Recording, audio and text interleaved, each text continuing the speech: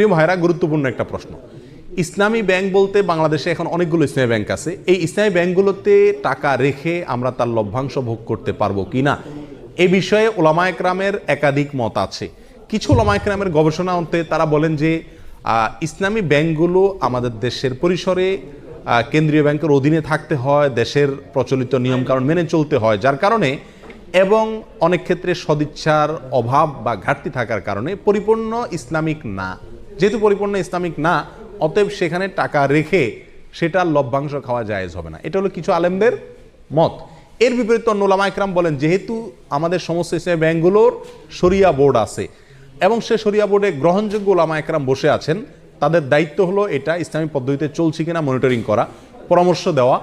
তো সেক্ষেত্রে ওলামায়ে কেরামের এই শরিয়া বোর্ডের উপরে আস্থা রেখে তারা কি করছেন না করছেন ওই দায়িত্ব আমার না। আমি ওলামায়ে কেরামের শরিয়া বোর্ডের প্রতি আস্থা রেখে সেখান থেকে লভ্যাংশ খেতে পারি। দুইটা মত পেলাম কিনা?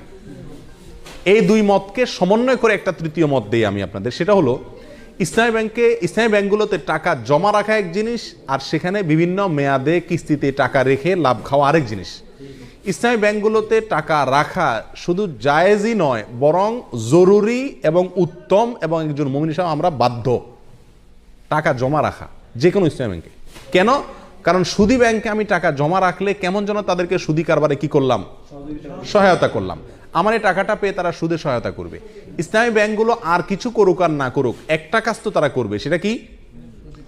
আমার এই টাকাটা নিয়ে সুদ যে হারাম, এই একটা কনসেপ্ট ইসলামী ব্যাংকগুলো বাংলাদেশে বিস্তার করছে কি করে নেই?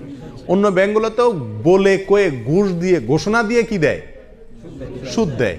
আর সুদ যে হারাম এই কনসেপ্টটা ইসলামী ব্যাংকগুলো বাংলাদেশে একরকম প্রতিষ্ঠিত করছে। বাস্তবায়ন যাই হোক এটা জানাইছে, এলেমটা তারা প্রচার করছে।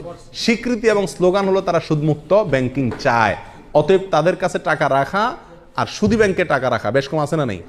সুদী ব্যাংকে টাকা রাখা মানে সরাসরি সুদখোরকে আমি হেল্প করা, ঠিক না? তাহলে আমরা ইসলামী ব্যাংকের টাকা জমা রাখবো অন্য ব্যাংকের উপরে প্রাধান্য দিয়ে, এতে কোনো সন্দেহ নাই। দ্বিতীয় হলো টাকা বিভিন্ন পলিসিতে রেখে সেখান থেকে কি খাওয়া, লাভ খাওয়া। এটা হালাল কিনা তার জন্য বলেছি ওলামায়ে কেরামদের একটি মত।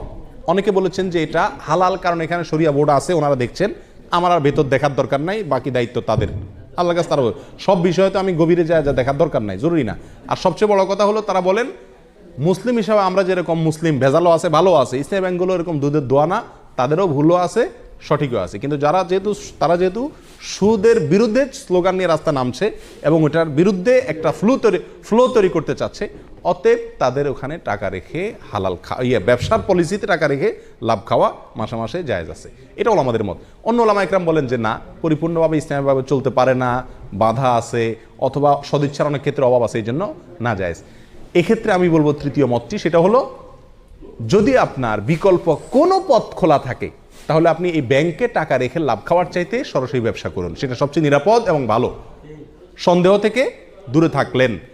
আর যদি অন্য কোনো সমস্ত উপায়গুলো বন্ধ হয়ে যায় তাহলে ইনশাআল্লাহ বিদিনিল্লাহ এটা পরিপূর্ণ হারাম হবে না। আল্লাহু আলাম।